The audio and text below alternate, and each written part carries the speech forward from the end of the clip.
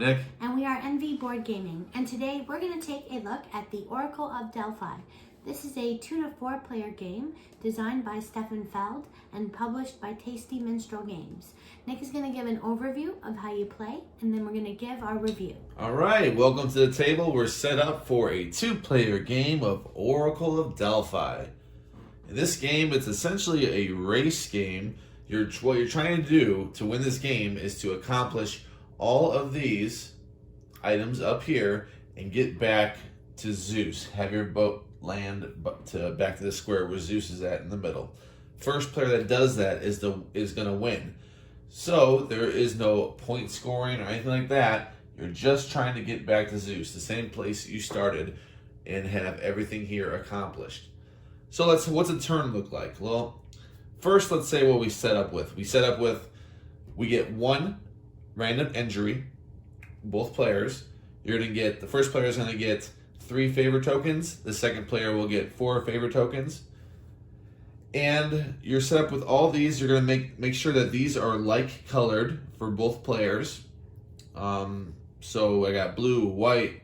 White is a wild, so blue, a wild, a yellow. And then for the monsters, I have a red, a black, and a white, again, a wild. We're going to get this little cheat sheet that shows what we can do with our die rolls and how to play. Once you know the symbols, you can always reference this. On your turn, also, we're going to have this little cargo right here. We're going to draft this. You can do it either way where it's random, or you can just draft it.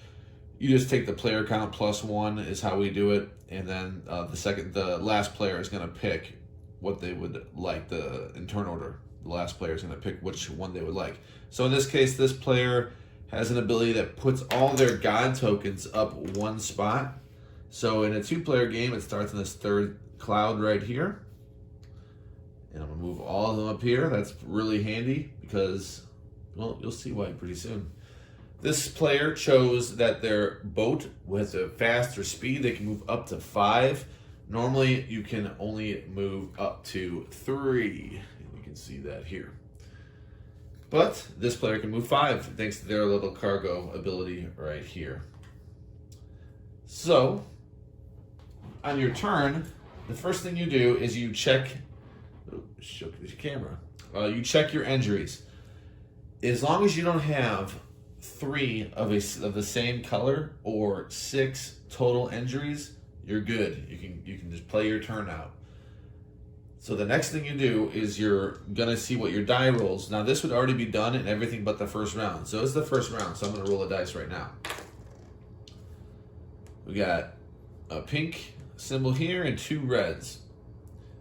So this is the crux of the game right here. These actions. We're using our dice to do actions.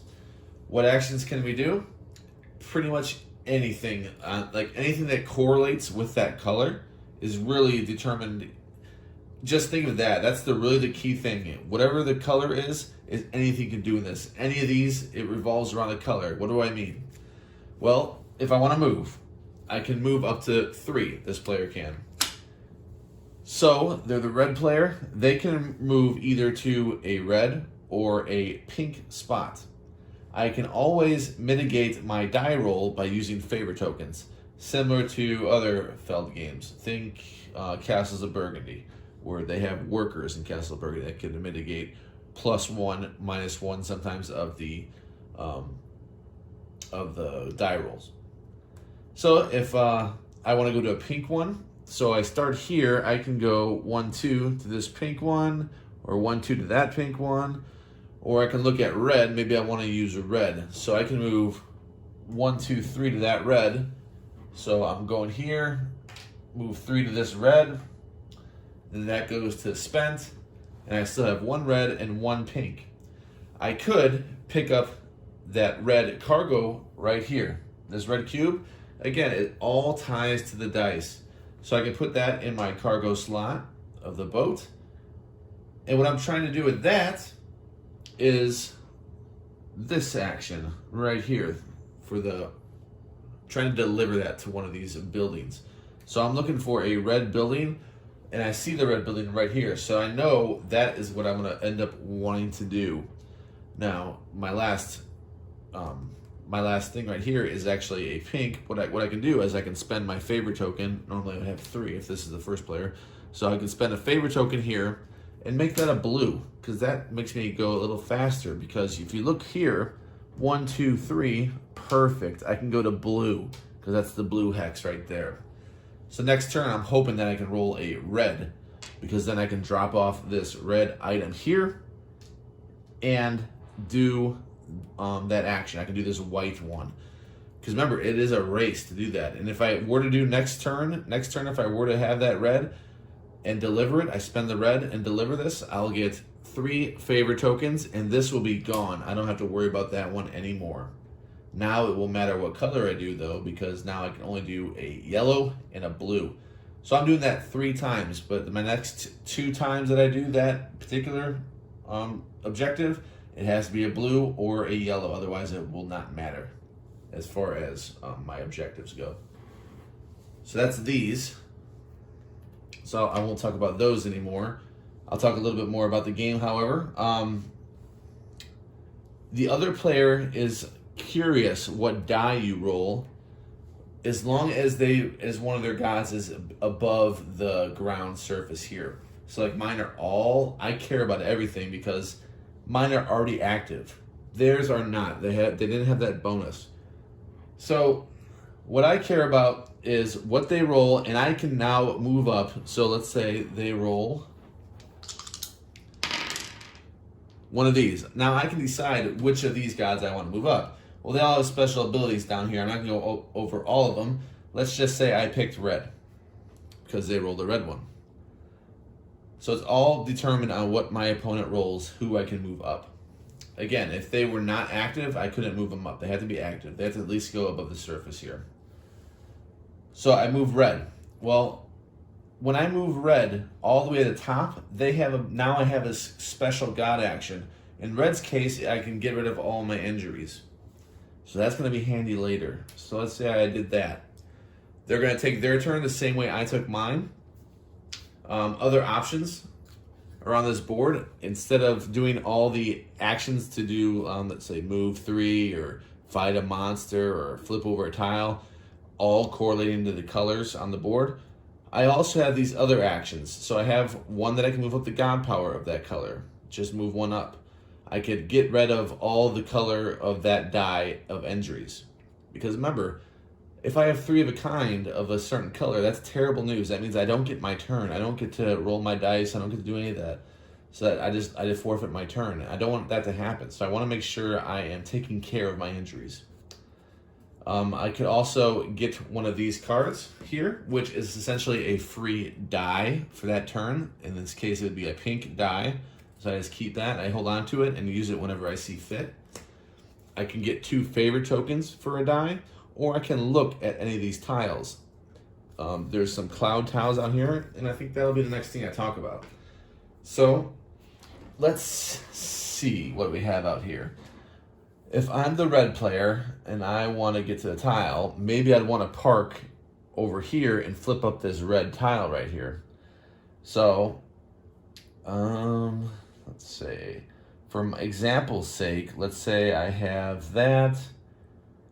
Let's give it a go. I'm going to go ahead and spend that. Look at these dice out here. I'm going to spend that to move to this green. Then I'll spend my red to flip over this red tile. This is going to have a symbol on it. What we want to see is the symbol that matches one of our 3 objectives. So I'll take a closer look at that. Sorry about that. I had to make a quick edit here because my phone was doing something. So I want to see that symbol on the objectives. In this case, I do have that symbol right here. Perfect. So I can actually go ahead and get rid of this because I found where that symbol is. There are, I think, 2 of those. Yeah, there's 2 of those on the board. I found one of them. And then I get that special, which is the same for all 3 of those, which is to move up a god of my choice. So let's just say I move up red again. And these will go here, back there. So that is that. That's just flipping up and finding those symbols. If you find the 3 that you need, you can finish out those. The next are the temples. So I have to pick up, just like I did this cargo, I have to pick up these So if I pick it up, and you see the color actually doesn't matter, they're all white here. So that's all wild, it does not matter. So I can go ahead and pick one of those up if I'm adjacent. Same concept as anything else so far. You just go to one of these spots and then pick it up with a pink die, and it will go into your boat as well. And you want to drop it off on a spot that has pink in the square. So I don't have any here. I do have one right here. I'm gonna go ahead and pull that one up so you can see it.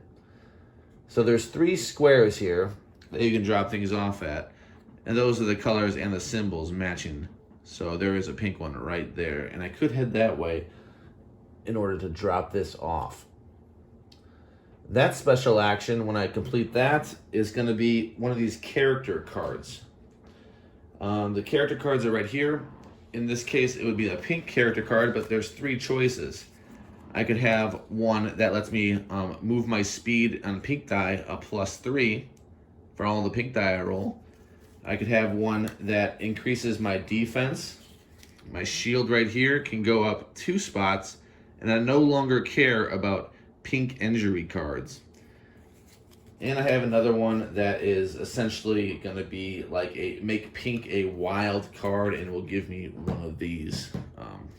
That gives me that special die. Right, that one at random. So if I take let's say I take the defense, because I'm going to be explaining the monster part soon and all the Titan roll and all that.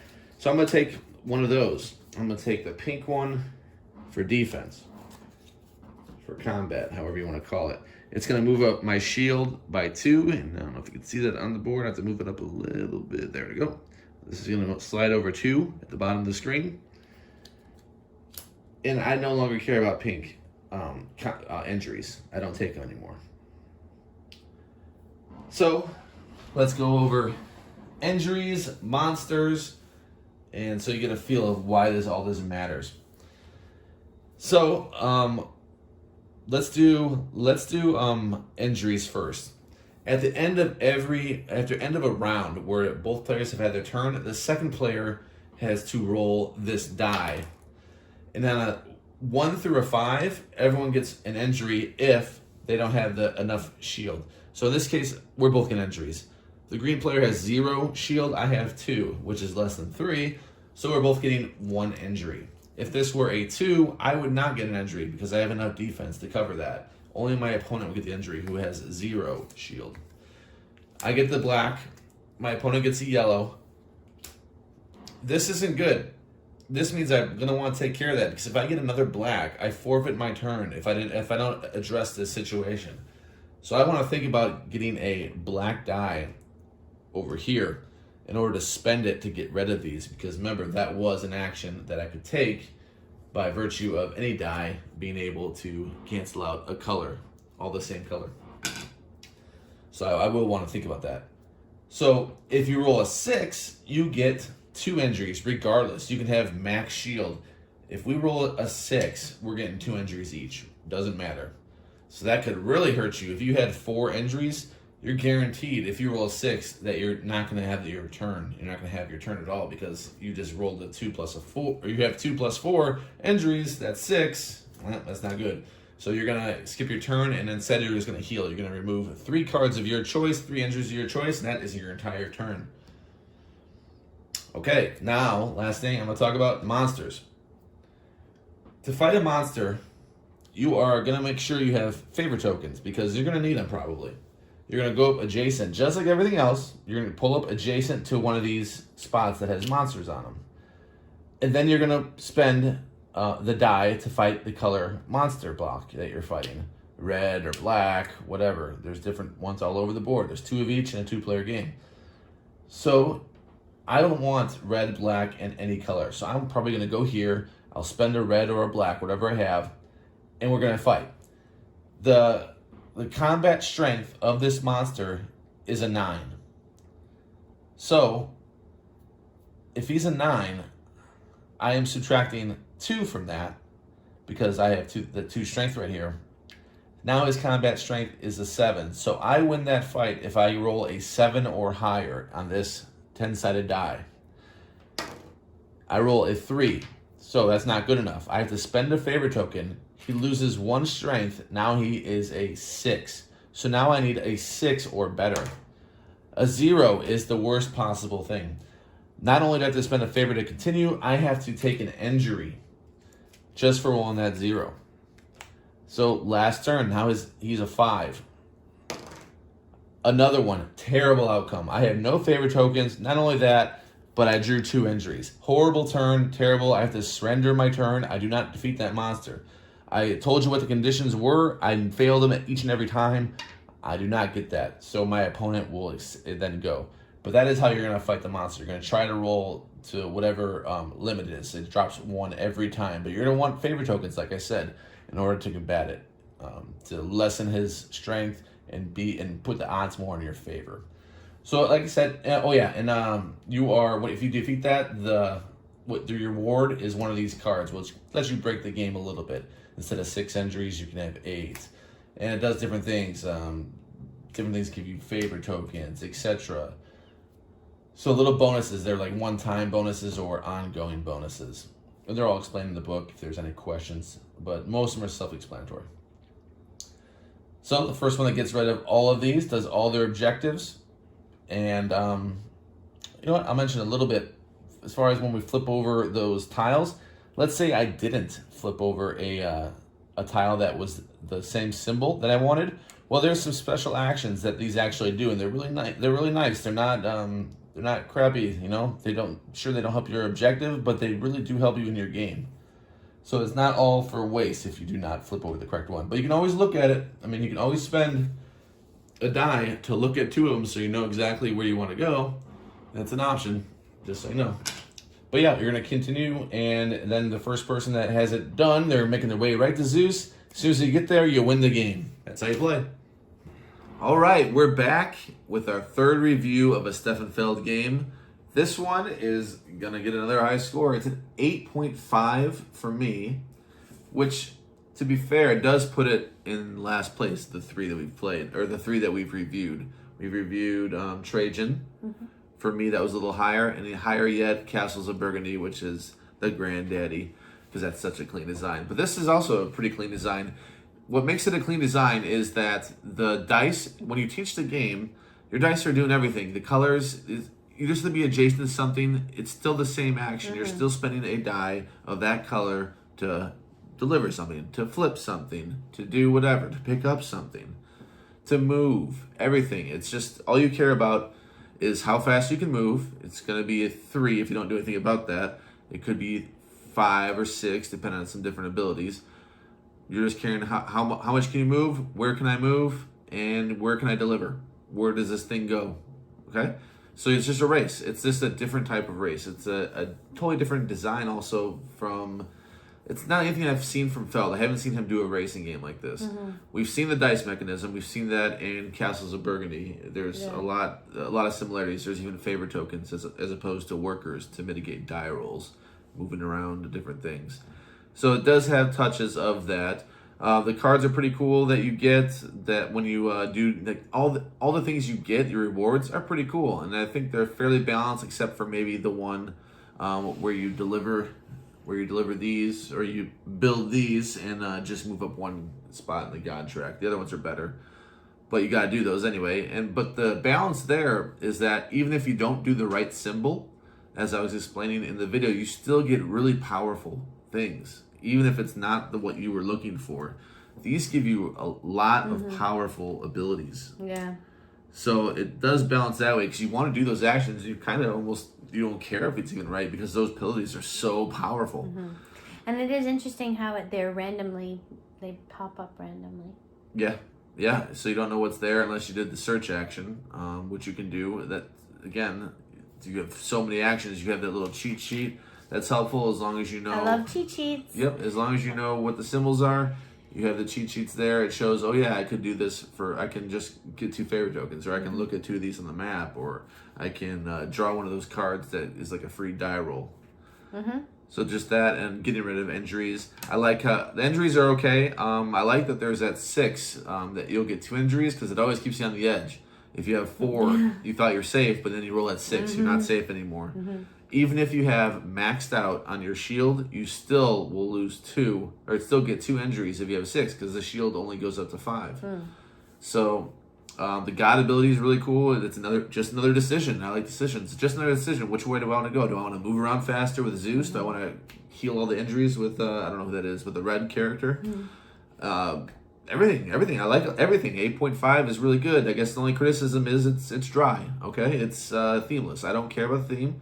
So, it's just hexes on the board. I'm moving around. I'm playing the mechanisms. So 8.5 for me. Yeah. I gave it a solid 8.0. So 8.0 for me. It is fun. Like Nick said, it's not one of our favorite games of Stefan Feld that he makes, but it is nice to have, and it plays well at 2 players. We haven't played at different player counts, so we've only known 2-player review. Yeah. We've only known it as a 2-player game, but I think he's always won, I'm pretty sure, but that's okay. I like that you have a lot of choices, like Nick mentioned, and I think that it's nice, the little different bonuses and the starting choice that you get about how you want to, which one you want to take, and how there's consistency in the cards that you get, where it's the color, but you get one of each ability, essentially, like the one that you can't get more than 2, or it adds 2 shield of that color. Like, those different things are really great, I think, the bonus cards that you get. And altogether, we have a good time playing it. I think that Nick is right that the theme is a little bit dry, and the racing thing, to me, I just like games where maybe there's a different path to victory and both people need to do all the stuff. So it's essentially the same path. Yeah. Well, it's the same path. It's cool that you don't have to keep score. I don't care about a score. Yeah, it's not a VP game. Yeah, so it's a little different in that regard too, which is good. I like that. Yeah. And Feld is really known for point salads, so this one isn't that. It's something different, and I like that. I appreciate it. Yeah, it's true. You're the one who does all the math, so maybe that's. I'm not. I just like the VPs, but I present them to him and say, "Hey, count these." Yeah. Yeah, let us know in the comments below if what you think about this game or your favorite Stefan Feld game. And like this video and subscribe to our channel if you haven't already. We will see you next time. Bye-bye. Bye.